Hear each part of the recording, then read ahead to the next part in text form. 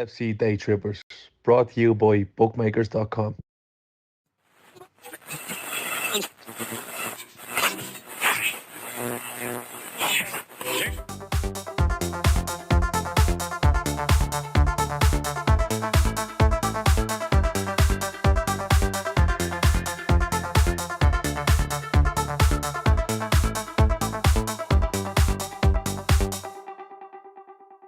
Hello, good evening, and welcome to the midweek fix, which is, well, it's not midweek, it's Monday.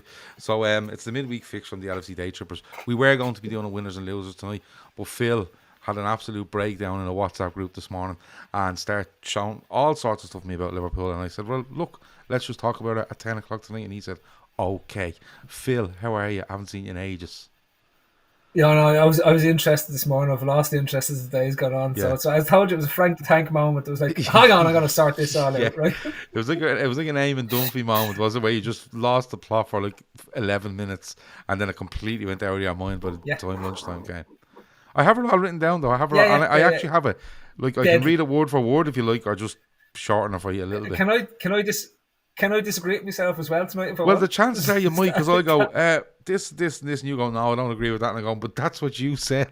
You know what I mean? But yeah, that's fair. No, in fairness, we done a show yesterday. It was really good. Me, Shawnee, Emma, and Keith as normal on a Sunday night. And we got into all sorts. And we ended up with the whole ownership and whatever else. And we might get to that towards the end. I'm not going to give you my point of view again because I've given it last night. And I'm sick fucking talking about it, to be honest with you. Anyway, this one, though, was a bit different because what we were talking about last night, what you come up with this morning was, Gav, I've listened to this morning and there's some points that weren't brought up and I'd like to bring them up. So I'm going to do them as the order you gave me. We can discuss them. We can get stuff out of the chat and stuff like that, and we can do it over an hour or so. But before we do, this show is brought to you by bookmakers.com. You can check out their website and their YouTube channel in the description.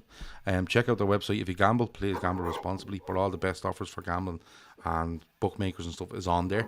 But as I said, gamble responsibly. If you don't gamble, it's probably somewhere you might want to go anyway, because there's loads of comparisons and stats and stuff like that where you don't have to gamble at all. I love looking it up for all different things anyway. But go and check it out, bookmakers.com. And if you subscribe to their YouTube channel, I think it's every Wednesday we're releasing the Premier League preview, which I'm on, and it's I'm having a lovely time doing it. It's something different away from the Tripper, so go and check them out. The charity stuff we'll talk about in a little while. So, Phil, the first thing was I'm gonna check this out. What's this? I'm going to check you out, Gav, because I'm going to Bookmakers. If you type in Bookmakers TV into YouTube, you will find their YouTube channel. Right. And I've done 2 Premier League previews so far. We're just looking, myself, Jamie, who's a Spurs fan, and Liam, who's a United fan, and we just go through the games of the week on and look forward to a few the week coming up. And it's half an hour, 40 minutes. It's nice and easy. Do you do what I used to do? What's that? So when I started going to a different show or whatever back in the day, right, I'd make the complete opposite points to the ones I used to make in the Trippers, just because I'd say, no, you can't be. I used to get bored saying the same thing over and over again, and because it was a different audience, I didn't have to play heel because you know the way I just like to do it, right? And I suppose I'm setting it out at the very start, so it's you know where I'm coming from with this. No, to be honest with you, on this one. It gives me the opportunity to talk football and not always Liverpool. Like last week, we didn't cover the Liverpool game because the North London derby was on, the Manchester derby was on. Everton were on the brink of being beaten by Southampton, and we'll be bringing that Alsatian dog out soon to rally the troops. And Wolves and West Ham was a big game at the bottom of the league. So it all depends what big games are coming up. Liverpool will figure this week because they play Chelsea at Anfield. But no, it's good. Check it out. Subscribe to it, and it's a lot more easy going than here. We are easy going, but this is more heated than you would find on that channel. But combat juggling, hang on. Yeah, Ashley says he's delighted Phil's back. He's been wanting to ask him to cover combat juggling next time he covers the World Games. So Phil literally wants to get off this podcast now and go and look up combat juggling, because that's all he's interested in now is possible World Games and participants, sports and stuff like that.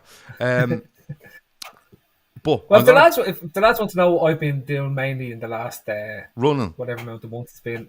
Well, one, I was over with El Tel and celebrating his 80th birthday. Honest to God, Gav, I'm sort of sad that you didn't say here. Did you go to Terry Venable's birthday, right? And when you got there, you were like, happy birthday, and he was like, well, it's not really my birthday. I'm just here pretending it's my birthday, but it actually is my birthday. Brian Robson was there trying to blow. Brian Robson was there trying to blow out the candles. John O'Was, is the War Games still ongoing? No, the War Games finished ages ago, but it will be back in 3 years. Is it? The qualifiers are at the moment. Okay. But there you go. The War Games was amazing. Phil had the time of his life. When was it? During the summer? September? If people think this is, it was July in Alabama and Birmingham. It was fantastic. Birmingham, Alabama, great time to have it. But to be fair, I have to say, I've just seen the new plans for Dublin's outdoor swimming pool complex that they're planning to put in down at Spencer Dock there, or not Spencer Dock, at George's Dock. Yeah, at the FSC, and that's ideally. Is this the whitewater rafting place? They've gotten rid of the white rafting place and decided to build a massive outdoor swimming pool complex in Dublin. Right. Now there's lots of issues with this. Anyone who doesn't live in Dublin, we will go into Liverpool in a minute. Yeah. But like hypothermia is one. But like what lads don't know, right? What lads don't know that are obviously not from Dublin here is at the moment there's a massive recycling plant in the middle of Dublin Bay, right? And when it floods here, it basically overspills all the toilet and excrement and everything into Dublin Bay, meaning the half of Dublin Bay is unswimmable, right? Yeah. So now they're planning to put an outdoor swimming pool in an area that tends to flood when it gets in. That'll be, if you think there's bacterial infections knocking around at the moment, that'll be massive hospitalizations. Collect your armbands and a tetanus injection before you go swimming. Tetanus and a box of penicillin. Yeah, the whole fucking works. Like, you know what I mean? St. John Ambulance won't know what's hit them when this thing arrives. Exactly. But anyway, I'm going to bring this to you in the order that you said it to me this morning, right? Yes. So the first point you made this morning to me was a lot of people are claiming that FSG as owners Maverick is asking what's transition. This is a clusterfuck of a season, basically a wasted season. What's transition? You're going to learn what we're talking about. It's not the transition in the playing side. We're going to look more in the back room, the part of Liverpool, the hierarchy of Liverpool, Maverick, if that's okay. And thank God you've only had to ask me 3 times before I answered you. But we were talking, and I think it was Shawnee saying last night that the owners are constantly gambling on transfer windows and doing the bare minimum, and and the luck may be running out. And I think he has an argument to that. I think Liverpool have kind of, I said, sleepwalked their way into this with regards to the midfield situation. But you feel, and this wasn't you just being fucking edgy, you said, no, Gav, in my opinion, and it's out there, that it's Klopp that's gambled this. Now, before I ask you about Klopp, do you think both of them are in on this, or do you think Klopp is the sole reason for the gambling, as we'll put it, transfer window on transfer window? So this is layered, right? So, and I said to you when I was doing this, that this isn't just a simple, you're to blame and that's the end of it, right? But in this specific point that's being made, everyone keeps saying FSG gambled, FSG has been gambling in the transfer window. It's like when the centre-backs got injured, FSG gambled that we could get Champions League and get through to the back end, and then we'd sort it out in the summertime, right? This is Klopp. At the time this was going on, and this is what drove me mad about this idea, is that Klopp himself said that he wasn't prepared to sign someone just to sign someone. And he's said this over and over and over and over again. And the reason why our recruitment has been quite good up until recently, and we'll come into this soon now, but has been that he refuses to take a 80%, 70% of what we need or what he's identified, right? And he's gone to the lads in the recruitment teams that were there and said, find me 3 players, right? And then he seems to get fixated on 1 player out of those 3 that they get, right? Mm-hmm. Or in some instances, he's happy to say, well, actually, those 2 or 3, in my opinion, are equal. So if we can get one of them, I'll be really happy about this, right? But this situation about gambling is, in a way, I wish Alisson had never scored that goal against Burnley, because that was the biggest gamble they... that's West Brom, whatever. They're all the same. But that was the biggest gamble we made as a club, and it paid off. And it seemed to embolden to say, well, actually, we only need to solve one piece of the puzzle per window, right? And And that's more on Klopp as opposed to wholesale changes. The last wholesale change we made, where we went right the way through the spine of the team, was the year before we go and win the Champions League, where we go Alisson, we go Casey, we go Fabinho, and I can't remember who else we brought in at the time. But Van Dijk. They were the key signings we made from December through to the end of that window, and we changed the spine of the team. So when we're talking about change, that was the one time in Klopp's whole reign that he basically ripped out what was there or what wasn't there and put something in, right? So now we've got to a situation where he's emboldened by the fact that he gambled on the centre-back, got away with it, and was able to get the player he wanted, which is Kanate, into the squad, right? He got Van Dijk back and he has Matip, and Matip was playing really well. The medical team have held him together and fixed them all up, and he's getting his 26 games, and Van Dijk was getting his full 38 games or whatever out of the season. And we had Kanate coming in saying, well, if he's a little bit injury prone to start, once he gets up and running, he'll be grand for another 30 to 38 games that's there. But that doesn't happen. That doesn't happen in midfield, and as I said, this is layered, but he's emboldened by the gamble and is prepared to take a gamble and wait for the player he wants, right? Wait for that player. And we see it with the Nunez signing. He clearly, in my mind, that was one that they were probably trying to organise. And the Diaz thing, they've said themselves, that wasn't going to happen if they'd waited until the summer. They wanted to wait until the summer, but they became aware of Tottenham Hotspur's interest and had to make a move at that point in time, right? So this is where I'm saying the manager on this one is to blame more so than FSG. Think about it. John Henry and Mike Gordon and the rest of them are sitting there, aren't there with a massive opinion. Nah, gamble, lads. No, you don't need it. You've got loads of players. Walk away there. Do you know what I mean? Like, they aren't the ones that are governing or dictating this. They have their issues, and I'm happy to talk about my issues with them as owners in terms of what that looks like. But in this instance, it's not FSG gambling. It's Klopp that's gambling. And it's the recruitment element that he's gambling with, and he's rolling those dice. And if things don't come up right, we deflect all our energies away from Jurgen Klopp. We adore Jurgen Klopp as a fan base, and rightfully so because of what he did. But at times we like to ignore his errors, mistakes, and sort of problems he has within his own management structure, right, that are inherent to the way he manages. Because you can't have all the good on his side without having weaknesses. Nobody has done weaknesses, and this is an example of one of his weaknesses. Loyalty is another. Loyalty to players who pass by at a certain point of their career is another, and that's been there since he was at Dortmund. That's not a Liverpool thing. That's a Dortmund thing as well.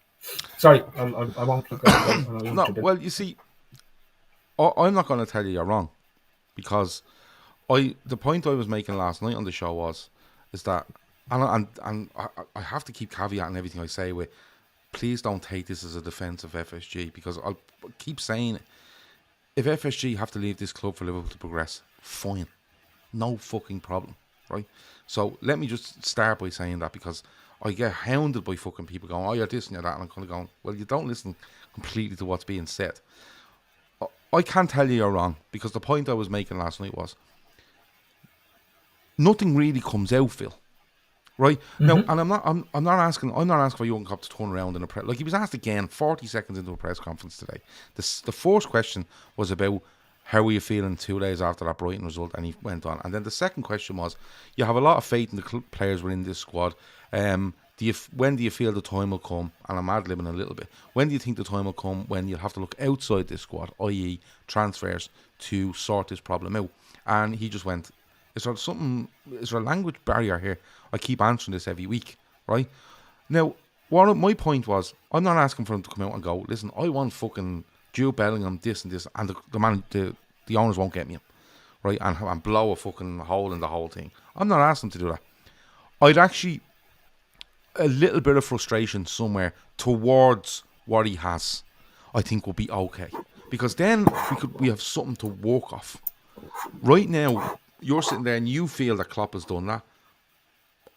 To an extent, I would agree with you. But at the same time, I look and go, well, when you look at the figures within the club and the financial figures, they get in and they don't make huge profits and they don't make huge losses. They run on this very even kilter, okay? And part of me is saying, yeah, but even if he wanted it, would he go and do it? Because it will bring them over a threshold that they have drawn in the sand for a long, long time, right? Klopp says today that, look, it's not about me asking for money and it's not there. If there was people out there that were available and someone we wanted and was available, yes, we would try bring players in. But at this moment, is it the moment to do it right now? He can't see it. And people blew up with that. What do you mean you can't see we don't need players? His whole point was, we don't see the player out there that's available that we can bring in. Now, a lot of fans out there would say, well, just bring him or him or him. But we know that's not how they work, is it? And we absolutely need one. We absolutely need one, Phil. And come the end of January, I've no problem turning around going, listen, it might be Klopp running that risk, it might be FSG, it might be both of them together, which I think it is, right? In whatever percentage you want to throw at it. But I've no problem saying at the end of January, lads, you fucking had to do something there, and you haven't given yourself. You have to give yourself the best chance. And we're looking at that. It's not like there's a player out of form, Phil. These just look like players that are shot, right?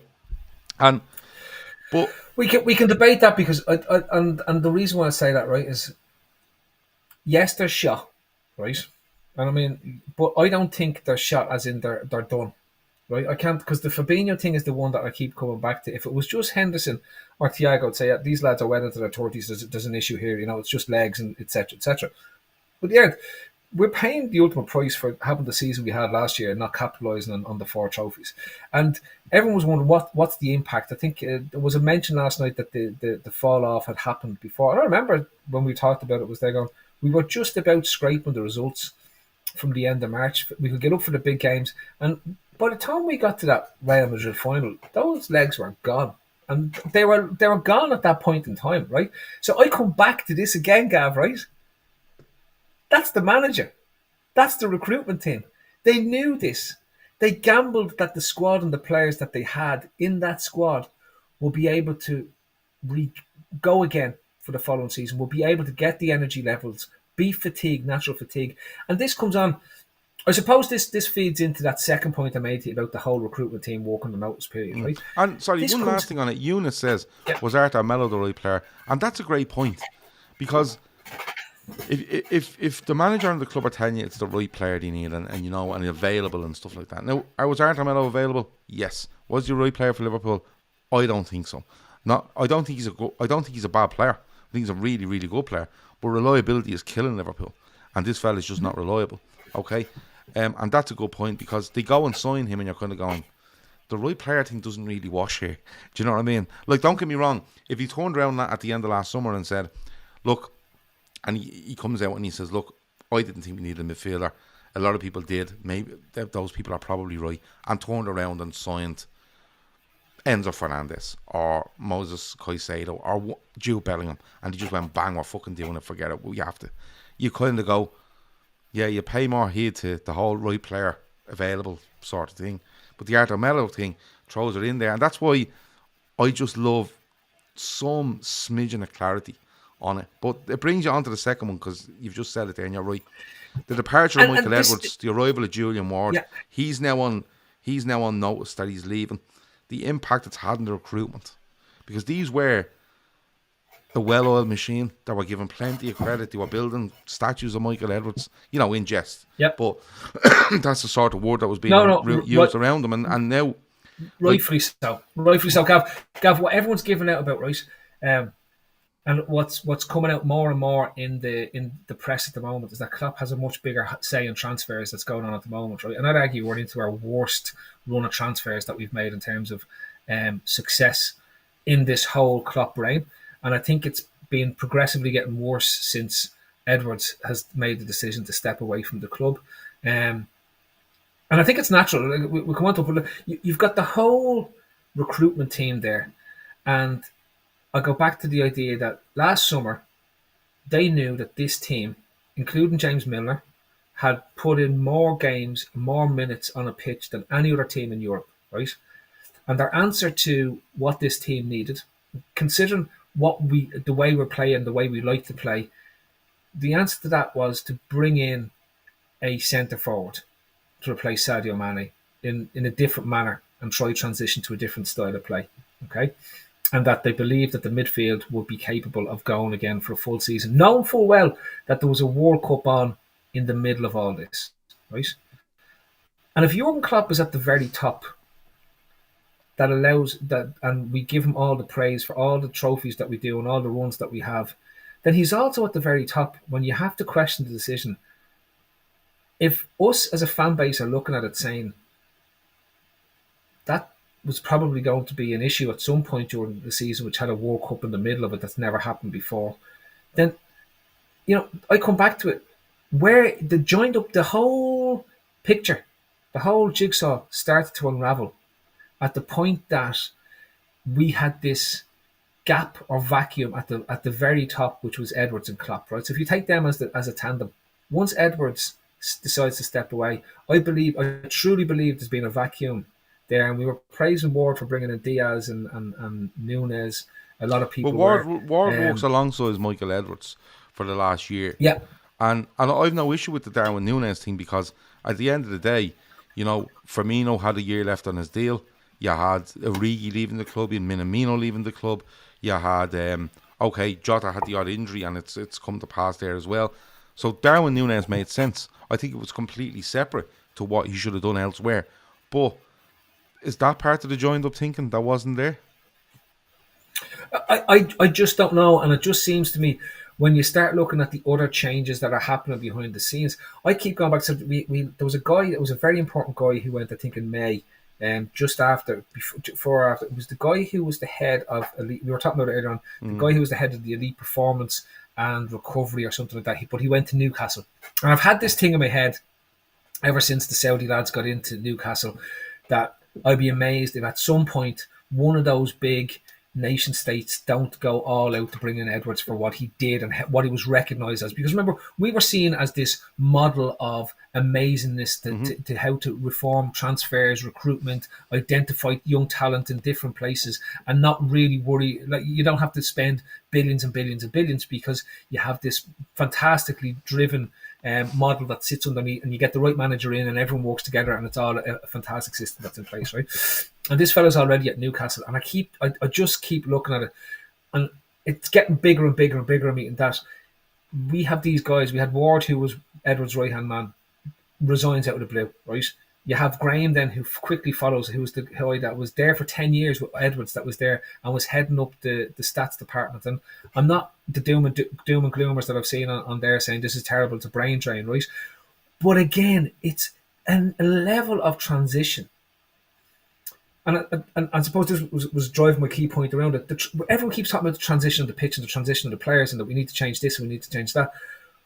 But how many clubs, can anyone in the chat, and I'll put it out because I want to see, because I couldn't think of one today, can anyone in the chat think of when a club that was at the pinnacle, at the very top of European football, right, pulled every part of its recruitment and sports directors and the cogs that were behind, that got them to the top out, right, and said, right, we'll put something else in? Can anyone think of any club that did it and did it successfully? Because I can't think of one. I can't think of one either. You look at Barcelona changed presidents, and there's obviously a bit of shifting goes on there, but usually it stays as is, and presidents just come in and put their own thing on it. If you go back, Chelsea have probably done it at some stage, because Chelsea do stuff like this. You know what I mean? To a certain extent, but I'm not too sure whether they were right at their peak when they done it. But you have a good point. Edwards says he's gone. He's been there 10 years. That's absolutely fine. The word that came out at the time was he wanted to get away from sport.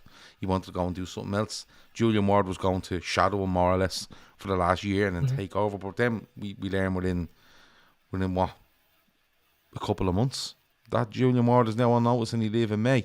And it's, even if you're trying to change what you're doing, right? And I don't know the ins and outs of this, but I'm just trying to think as a layman. If you're trying to think or change what you're doing, you would say to yourself, right, well, listen, Julian Ward or Michael Edwards might go, well, we need Julian Ward in there, right? And we might want to change him, but he's just an extension of Michael Edwards. We might want to change that, but it's going to take 2 years to do that, because we want to do this guy in 6 months and this guy in 12 months, but we need to keep a foundation of what's there. It's a bit like when you're changing a team on the pitch. You might want to say to yourself, I definitely want 2 midfielders, and those two, they're getting on a bit, but we're going to have to keep them. Whether that's a Milner and a Henderson, I'm going to have to keep them for a year to 18 months, just while I get this right. And then the natural progression then they would leave the club, and you'd be in on a more solid base. It's a bit like the Konate signing. The Konate signing for me is a forward planning for me, definitely Matip, if not Van Dijk. You know, and in 3-4 years, you're sitting here going, Konate is Air Van Dijk now. And we brought someone in the meantime. But it's a steady progression as to what you do.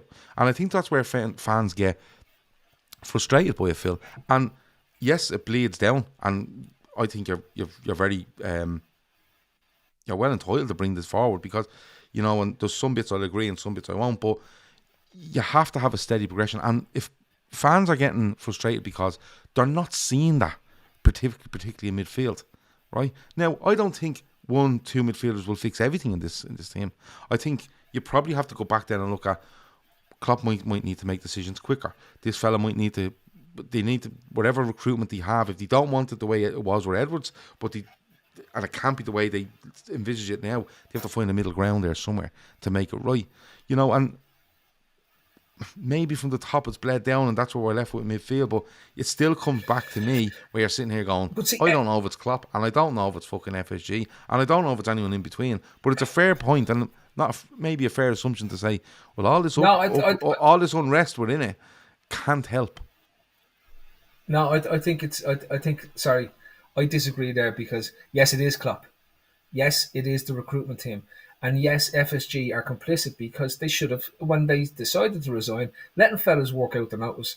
Like, forget about that. Listen, whether you're selling the club or not, right? To have no structures in place when the new owners are coming in, for the new owners, that's great. But we're not talking about a car that had a lovely body and great wheels, and all it was missing was the engine to go into it. Because so many times when these fellas come in and take over these clubs, they're taking over clubs that are really struggling and see an opportunity to bring value into this. This is a sale at a peak level of the asset, right? And that, to me, the complicitness here goes from the top part, where we've got more control over transfers and we're doing this, but we still only want the right player.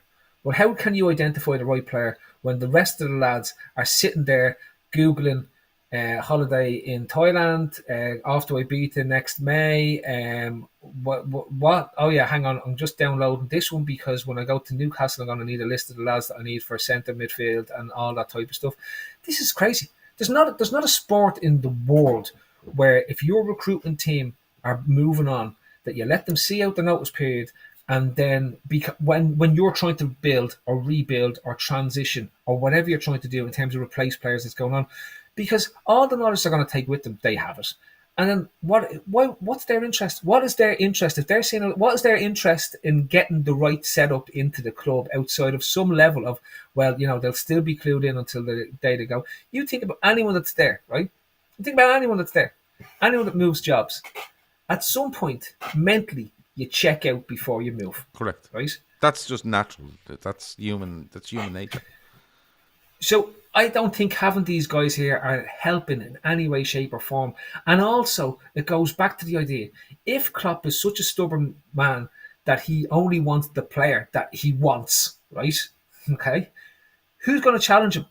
Because Ward has resigned. Graham is gone. Edwards is gone. Where is the counterbalance to this idea that, no, this is the only fella that works for me? Do you remember when we signed Salah? Klopp really wanted the German fella. I can't remember what his name was. Yeah, right. Wanted Julian Brandt. And Edwards was saying, no, look, this Salah fella is absolutely amazing. Trust me on this, right? And when he was like, right, we'll go with Salah. And look what happened, right? But that's because there was somebody in the club that was able to act as a counterbalance. When you have a yin, you have to have a yang, and it works in every form of life, because you cannot have, there's no point in us sitting here, and there's no point in any podcast existing, there's no point in any type of broadcast, there's no point in any type of life where you can't have this balance and argument. It doesn't have to be a fight, it doesn't have to be a row, but there has to be a counterbalance. You have to look at, to weigh up the right option, you have to see all the bits that's going on, right?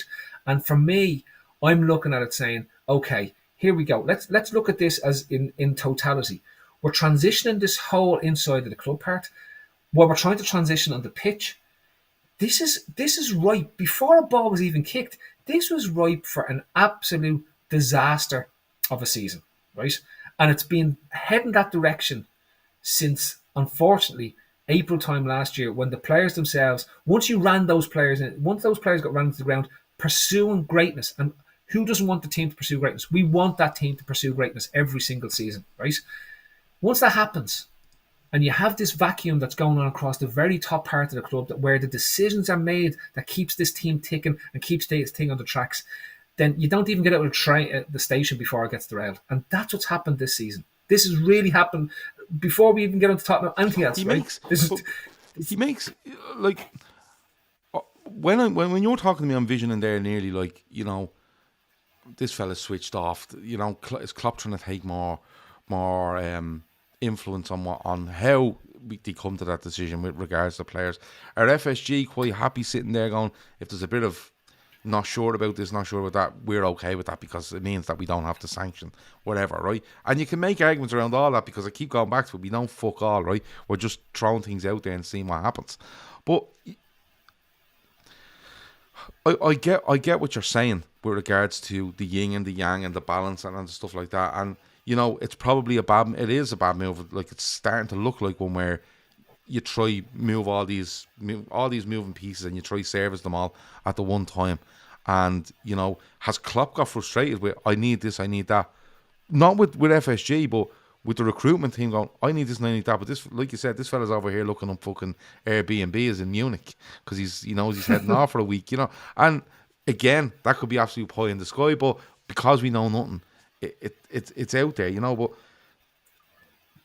do you think they're looking for a fix? Because that's where the whole ownership thing comes in, right? Now, you know, and I'm going to throw it at you because honestly, you watch Liverpool and then you've literally, that's it.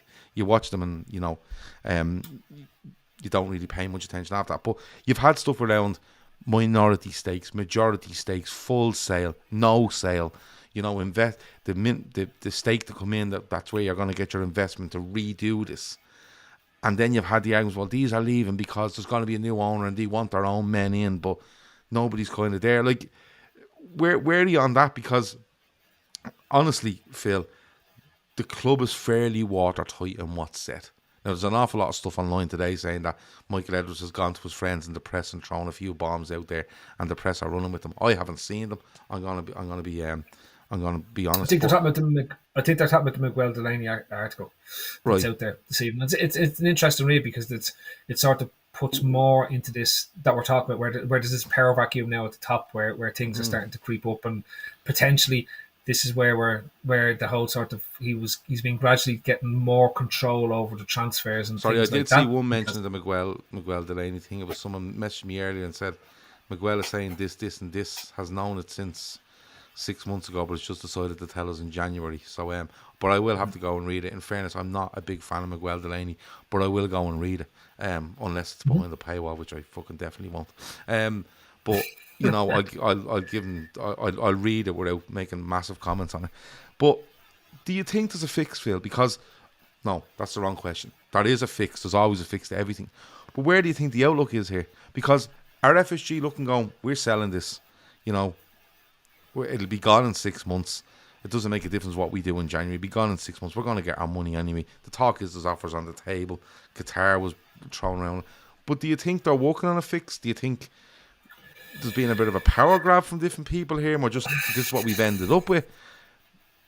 Because he makes a massive point of thanking Julian Ward after Cody Gakpo was signed.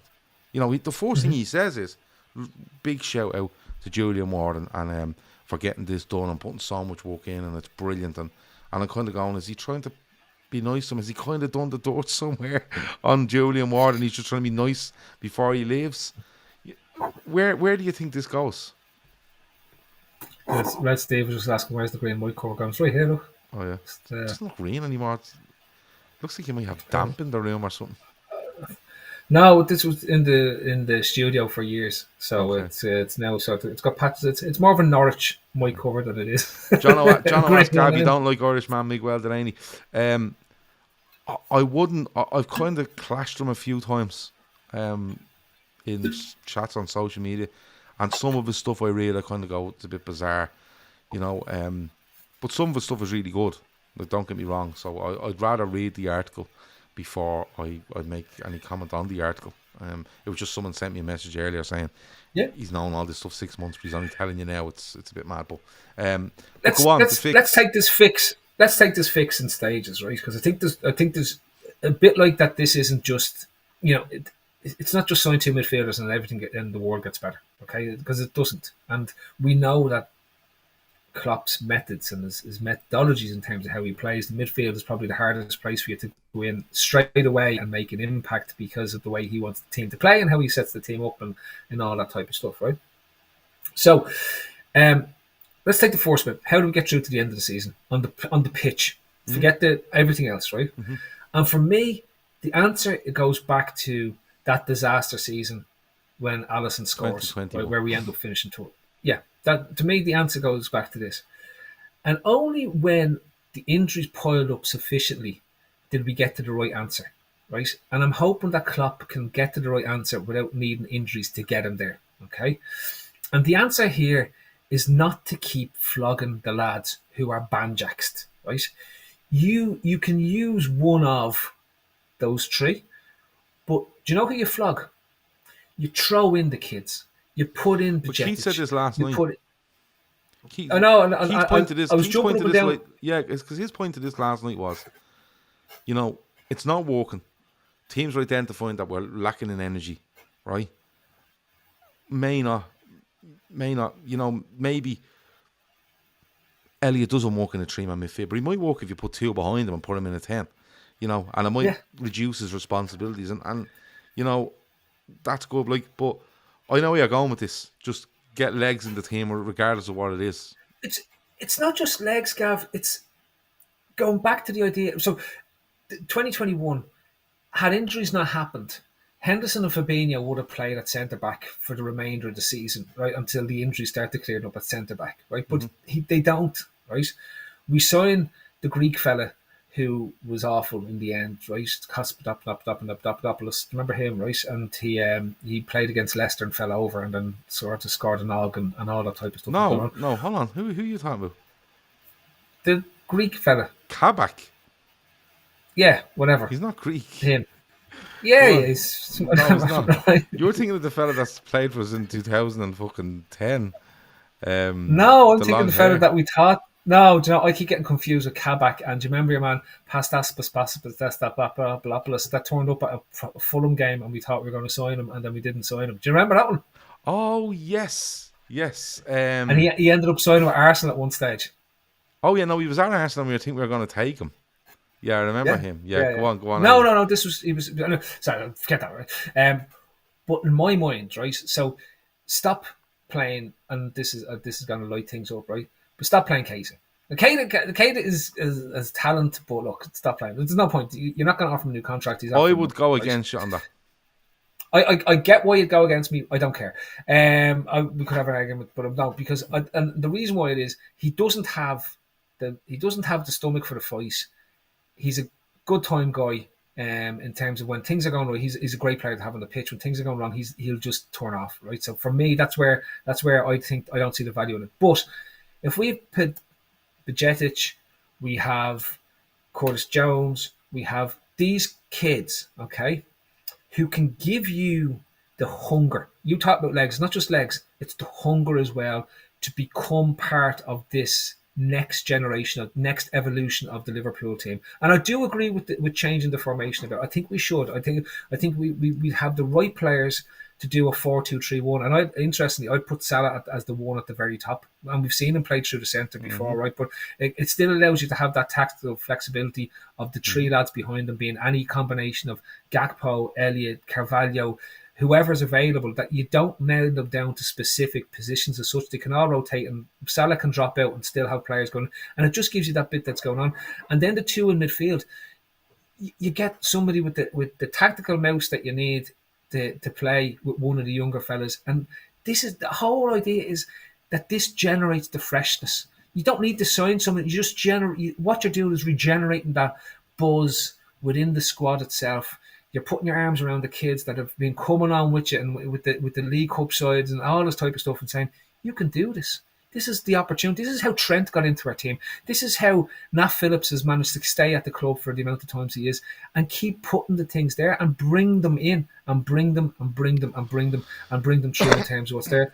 And potentially even start looking at different things. Maybe we go 3 at the back. If you have Matip and you have Kanate and you have Van Dijk when he comes back, maybe just switch. Maybe just throw a tactical bomb in there every now and then to just get other teams thinking about how we're setting up. Because everyone thinks there's going to be the forward there and the 2 fullbacks are going to push and they're going to do this. But maybe you just go differently and you put your 2 lads that are playing essentially as wing backs, really as wing backs, and you just start doing this. Just create questions in the other team's minds. And who does that go back to again at the end of the day? It goes back to the manager to make those decisions, but make them proactively as opposed to make them reactively. And we're almost in a reactive period, but I couldn't agree with you more about doing something different, because my biggest frustration of this season, it's frustrated me. This transfer window has frustrated me because I feel we need someone. I think we needed one the last transfer window and we didn't do it. Bar Mello, who's played 13 minutes. We should do something in this window. I don't care how we do it. We should do it, but I don't know if we will, right? But my biggest frustration is turning up every week and doing the same thing and expecting different results, right? And like, you know, if you keep going and doing the same thing, especially when you have an opponent that can see you doing the same thing, they're going to just go, well, he's going to do that, I'm just going to do this and then I'm going to beat him. You know, the sort of way, right down to fucking drafts or chess or tiddlywinks. Do you know what I mean? They're all going to do it. In football, they're just going to go, they've nothing in the midfield, we're just going to let them come on to us a slight bit and we're going to get it into midfield as quick as we can and then we can cause havoc. That's exactly what Brighton done the other day. I couldn't agree with you more, right? But people think when you want to change things, you want to write off players completely for the rest of the season, i.e. a Keita or a Henderson or a Fabinho. I'm not saying write them off for the season. What I'm saying is that put more trust in other players in a more significant way. And what, you know, like if you said to me, right, they're not going to play 4-2, they're not going to play 4-3-3. They're going to play 4-2-3-1. And what they're going to do is they're going to stick Salah up front, right? And they're going to put Darwin Núñez on the left. And they're going to put Gakpo in the 10. And they're going to put Elliott up, you know, in that 3 ahead. And they're going to put Thiago and Fabinho or Thiago and Bajcetic or anything like that. But they're going to... What they're going to basically say is to Fabinho, Henderson, who look like they're out on their feet, right? They're going to say to them, you are not playing 3 games in a week. You're going to play on Saturday, right? And you're not playing during the week. I don't care who are fucking playing. You are not playing. You might play the following weekend. But if this young fella comes in and does well, he's going to fucking play. And I think an element of it is players are too comfortable, right? And they need that kick somewhere. Now, I think the biggest kick they could get is someone coming in where they go, oh, fucking hold on. This isn't only about me being in the team this season. I could be fucking gone at the end of the season. If a switch goes at management or board level where we're going, we're out, these are out. This is over. You know, we're going to go and do things that have never been seen in Klopp's tenure. But we need to change what we're doing. You know, if Liverpool turn up against Chelsea on Saturday morning, 12:30 Saturday, and the lineup comes out and you go, right, okay, the back four. But Jesus, he's playing, it looks like he's playing Thiago and Bajcetic here. And Elliott could be there. I think Salah might be. It's different. Not only is it different for us, like you said, it makes other teams think, but the scope then to change it around as you play, right? There's no problem with Henderson coming on for half an hour, or Fabinho, or Oxlade-Chamberlain, but these players look either out on their feet or disinterested, and you're still playing them in the same system every week, and you're just turning up going, we know what's going to happen here. Like Brighton, you knew it was going to happen.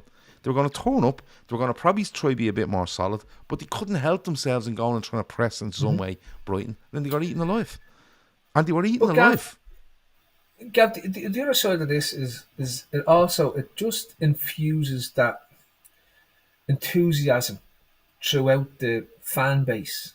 That's something, and I don't even. It shouldn't even be a reaction to the fan base, and you should never make decisions based off a fan base because you won't be in a job for too long. Look at Frank Lampard, but like in reality, though, right? Giving the guys in the stands something to shout about, something to cheer on, and something to have hope. At this moment in time, the reason why fans are really struggling with this, and it gets to me because I've lived through our great periods in the 80s, and then I lived through Absolute 1991 to 2016, right? And like, let's be honest about it, the good times were few and far between in that whole period. I mean, proper good times, what we've seen under Klopp. And looking at this now, it's very different because this is the first time we have to question, and it didn't happen in the 80s. We never had the opportunity in the 90s, but this is now the first time where a great manager in the modern era of football, which is 24/7 and non-stop in terms of fans and have never existed before, has to go and rebuild from a base that's similar to what it was. But I think it's an artificial base. And this is where I go back to, I think the fatigue element from last season is so underplayed. It gets mentions and it gets a passing nod, but I genuinely think that people have underestimated the impact of that fatigue. And I'm not talking about physical tiredness, but the actual mental. But Phil, who underestimated it the most? The people with all the information. This is what I'm saying. I'm going back to it again. I keep going back to this again. Come here. Every time. But at the end of last season, Phil, we have 2 trophies where a kick of a ball either way away from a quadruple, right? Whether you like it or not, that's what we were. It was fucking brilliant, right? And we all lived in the moment. And like you were saying, you could see it in March and you could see it in April, and you probably could. I probably could, but I went, fuck it, who cares? We're having a fucking great time here. Just go with it. You can't do anything about it anyway. You're in the middle of April. You can't sign anyone. You can't do anything. Just go with it, right? But And when it came, like, saying all summer on this channel, all summer, you need a midfielder. You definitely need a fucking midfielder. And part of me would say, he's fucking saying he doesn't.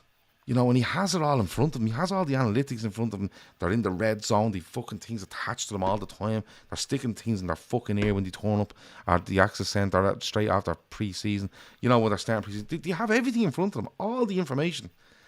And it still didn't happen. So, do you see this as a massive... Forget the ownership, right? I'm not going into the ownership tonight, right? Because we do it every fucking night of the week, right? But do you see this low point as a massive watershed? Because, and the reason I'm going to ask you is because if we continue on the way we're going, Liverpool will finish between 7th and 10th in the league this season. That's my opinion, right? If we change it, bring young players in, Ben Doak might get a load of games, and alright, he's only a fucking kid. But if we change it, we add more energy to it and maybe change the system and try to get Salah in front of goal more. And Núñez is a huge player for us. He's missed chances, but I think he's a huge player. The threat he has alone, I think, affects other teams, right? But you never know where we'll end up. We could try it and end up 7th.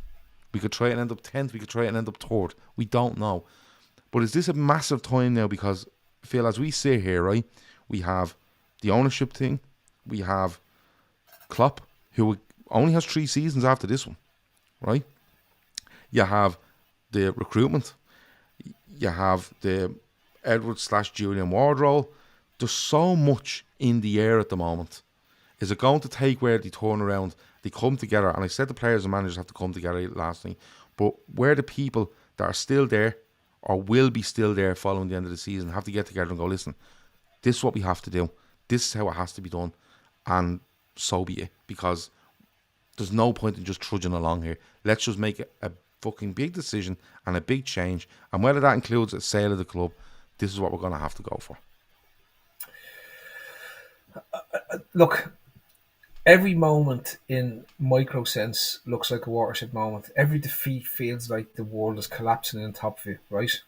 Every time that the team doesn't achieve what we expected to achieve. And by the way, top 4 for me is always the baseline for when Klopp was there. So if we don't achieve it, once it's a failure, it's an absolute abject failure of a season, no matter what happens, right?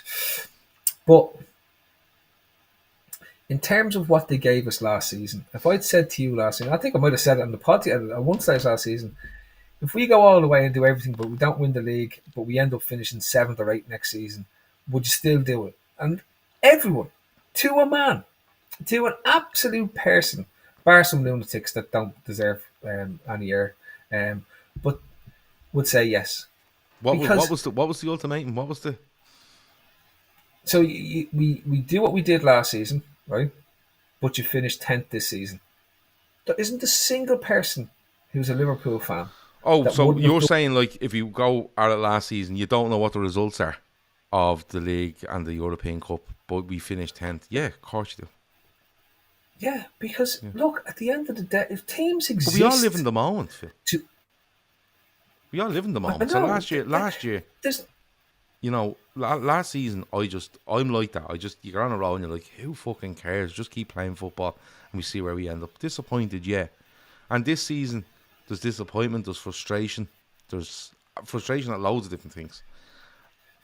But at the end of it, I do kind of look and go, like, I see Arsenal fans now declaring that the Liverpool Man City rivalry era is over, you know, because of 15 or 16 league games. I'm kind of going, we'll see about that. But I do have this outlook where I know in my head what I'd like to see happen. I'm not sure it will all happen, but I know so come the start of next season, I'll be back on it going, yeah, come on. You know, that's okay. sort of way. Let me put it like this, right? We are closer to a cataclysmic, disastrous summer than we are to the dawning of a new age, right? And whether people like this or not, they can accept, not accept. They can live with the hope that's there, and I hope they do because that's what fans are meant to do. But the reality is, even if Jesus took over the club tomorrow, right, and uses God's infinite powers of wealth, right, because he can just invent whatever money he needs, and he's God, right, um, without having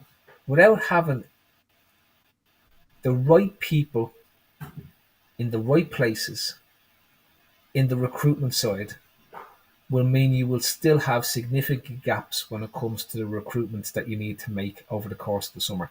And if our manager is so determined to only bring in exact players as opposed to players, right, then nothing gets resolved. You might get one or two players or three players in the summertime, but does that give us the fundamental change that we need to get back to challenge the league? No, because again, by the time we get out at the end of next season, I think next season, regardless, they didn't buy a single player. I think next season will be a significantly better season than this season will be. But by the time they get out, those players that will come back from the fatigue, come back from the tiredness, come back from everything that goes on, right, will be another year older. Henderson be 34, Fabinho be 31, Thiago be 47, Milner be 53. Right? You just get to you get to that point where age does impact these performances, and age is impacting the people that are there at this moment in time. But the changes that are needed are so big at this point, right? And it's not just players; it's the whole structure within the club. It sort of says to me that it's more likely that a full sale will happen, and then what happens after that full sale is actually more important than any single player that we buy in the summer window, if that makes sense, right? Because if the sale doesn't happen before April or May, and we have these recruitment You're gaps definitely, I think, still, but I think you're definitely going to hear something on this. I would say within the next month. That's what I feel on it. I feel that you're going to hear something because as soon as this January transfer window ends, it's going to be what is going on in the summer. And more people are going to ask that question. So I think you're going to see something. Whether it's FSG tell you, no, we're selling 35% of the club, or whether we're selling 40 or 60 or the whole lot or none at all or whatever it might be, or we're financing. You don't know what it's going to be. But I think you'll hear something. I think you might hear something in the next month to 6 weeks. That's just my opinion on it. And I think it'll all be timed around the end of that transfer window. So, and I'll come back to it, unless whoever's coming in has a plug and play in terms of whoever's guiding them or guiding the people or encouraging the people to take over and knows. And I've already set it up. So if you look at what Manchester City did when the lads went in there from Etihad or whatever, I can't remember what the place is, Abu Dhabi, went in, they literally said, right, we're taking all the Barcelona people and we're putting them straight into Manchester City. That's essentially what they did, right? They brought Tiki Begiristain, all the lads they could get, robbed the fella out of our academy, put them in and said, right, there you go, plug and play, right? So to me, that's the only logic. That when I'm looking at this and saying to myself, okay, the only way this works and resolves itself is if you get plug and play. Otherwise, my worry is the vacuum that we start to experience now becomes entrenched and doesn't help Klopp, and we go down a significantly more difficult route to get back to the top, right? And I'll just put it there. I've said along this, and I've put a large proportion of the blame here on Jurgen Klopp tonight, right? And I am arguably one of the biggest Klopp fans, and I'm saying here now, I do not want any other manager or anybody else to be given the opportunity to right this ship. But every single person here tonight, if this continues on for another 2 or 3 seasons, everyone will be saying the Klopp era was fantastic, but it's time that we changed, right? And that's just football. It's cyclical.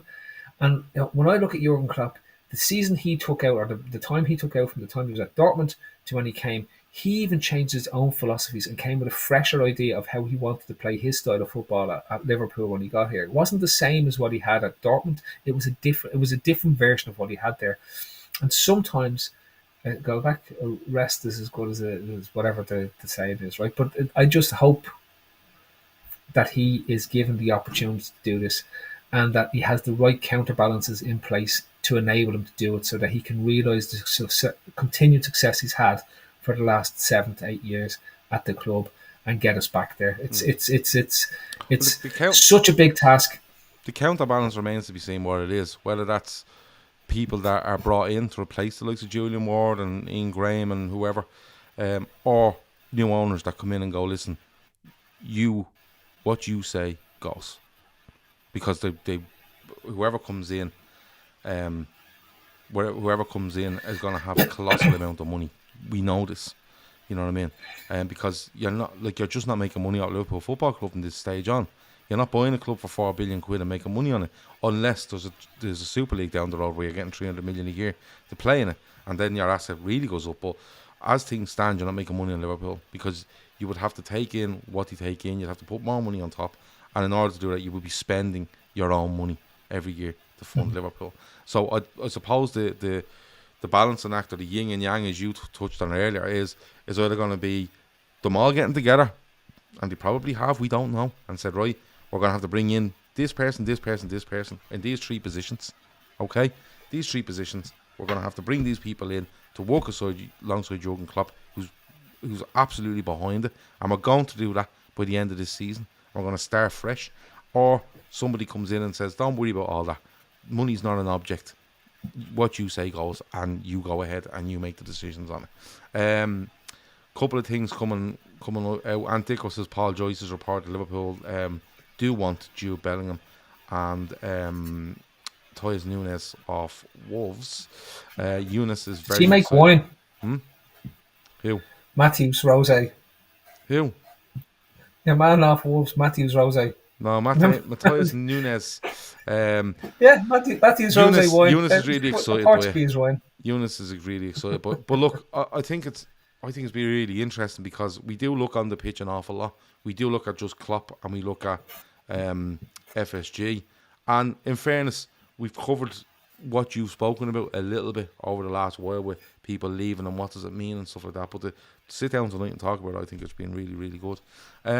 Is there anything else before we go, Phil? Anything you'd like to speak about? Because anything you could talk about? Any sport you've noticed? No, I'm firmly entrenched at the moment in the American throwball, so it's Go Giants season. Go Giants! You're having a great year. This is you're having the Arsenal year. I deserve it, because 3 years ago you and Dicko told me to pick the New York Giants because they'll become good, they'll be great, and they were fucking putrid for 2 seasons. And now they just turned up and they're having a great year. But Shawnee tells me they won't go any further than the divisional game that they've made their way into last night. Listen, all I'm saying is that they've surprised people so far, and fair play to them. And it's been great to watch. The reason why I love it is because I sat down on Saturday night and Sunday night. I had phenomenal nights viewing in terms of what was going on. It's just crazy excitement, and it was fantastic. It was just fantastic. And Ray was up this morning at 4 o'clock in the morning texting me, getting really excited. I could hear him scream from his house at the excitement when the Bengals won.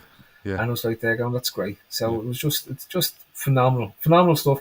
Any other sports, I've been mainly watching an awful lot of cyclocross. and running around mountains an awful lot. Like I've been running around mountains an awful lot because I have a race in 11 weeks' time, so it's back to the drawing board again. I've been trying to get out and play. I've been trying to get out and play golf, but the weather's it's either wet or fucking frozen. So hopefully at some stage the golf will be back. I've been interested with me and Steve O'Daly are out training together, so it's for what? Yeah. Well, Steve was coming to do one of these races with me in the back end of the year. Yeah. Wow. Yeah. Okay. Can we go and watch? Well, you can, but it's far away. But what's far away? It's in Kerry. Oh, that'd be a great road trip. We got an old van, like a minivan. We go down, no seats in the back. We all just go in the back of it. We have an load of drinks. Now you have to get a proper light ice. Go back to 1987 and get a light ice van. Mid 90s high ice. Maybe a van with a Isuzu written down the side of it. Do you remember the Isuzu vans? One of them would be cool. Like a maroon coloured one, I think it'd be great. I had letters and numbers on it. Gombe and Hunter says you're Irish, a bit of cold should do nothing. No, it's nothing to do with that. I'll go out and play in anything. It's that the courses are closed. They're closed because of the excessive rain, and then once it's frosty you don't open golf courses because it ruins them. There you go. But well done for you and Steve-O doing that. I might round up the lads and have a day out and watch that. I'm trying to go and playing golf, and rest of the week. Tomorrow the lads will be on full-time Reds after Liverpool away to Wolves in the Cup replay. Thursday should be... I just want to say well done to Kev and Chris for doing that throughout the course of the season, because I know how difficult that type of stuff is. That's horrible. Well, it was horrible on Saturday, but they got through it. They done really well. I was actually Chris and Matt, I think it was, at the weekend. But it's like doing a circumcision, but only one bit a week. Yeah, yeah. Taking a peeler to yourself just to see what can happen. Yeah, we're a rusty blade in a bottle of vinegar. Thursday should be the viewer's voice. Friday the Premier League forecast. Saturday will be full-time Reds early enough because we play Chelsea at 12:30. Sunday will be the Fatback 4. Loads of people really liking the show tonight. Jono says top show. A good few people have just gone on my screen and says thanks for a great show. You're more than welcome. Hit the like button on your way out. Subscribe if you haven't already. And I'll say it again. Bookmakers.com. Check out their website. Check out the YouTube channel. They're both in the show description. But as well as that, our charity push for cancer, breast cancer research. The GoFundMe is out there. Check out the link in the description. If you can donate, brilliant. If you can't, take the link, send it around your friends, your family, your colleagues. If you need... We have a poster there, an A4 poster. If you want it, we can send it to you. You print it off, and there's a little QR code in it. So if it's in the canteen and work or on desks or wherever it might be, people just walk up, scan it with their phone, straight in, and they can donate. So we want to get to 20,000 for 12 women that are running the Dublin Marathon together. They're training right now. They've literally been out tonight because my wife goes with them, and it's fucking freezing out tonight. It was lashing. So if you can support them, absolutely. Go and support them. It's a brilliant. It's a ridiculous attempt. 12 people to run. One person running a marathon. Fuck me. But 12 pushing each other. Sorry, I said 12 because it was 11. There's actually 12 now. Yeah. There's actually 12. And for all of them to push each other, not many of them have ran marathons, by the way. One of them I know has never ran one. One of them finished their first ever half marathon about 6 months ago. So just, if you can donate, please do. Please share it. It's a brilliant cause that cancer, this sort of cancer touches so many people. Well, so my missus ran the Dublin City Marathon last year. It was the second time she ran it, and I know how much dedication and effort goes into it. So for all women that are doing it, it's so worth supporting, because you give up massive amount of time, particularly as you get closer to it at that stage. And I know how much that level of training is, especially for people who aren't used to it. The impact it has on their body and stuff like that. But from a mental side, it's a phenomenal thing, and it's a phenomenal achievement to do when they cross the line at the end. Doesn't matter how long it takes them to get there. And the fact that there's 12 of them now, phenomenal achievement. The fact that there's 12 of them, and they're all making sure they're all going to finish it. They're all making sure they're out training. There's definitely nights where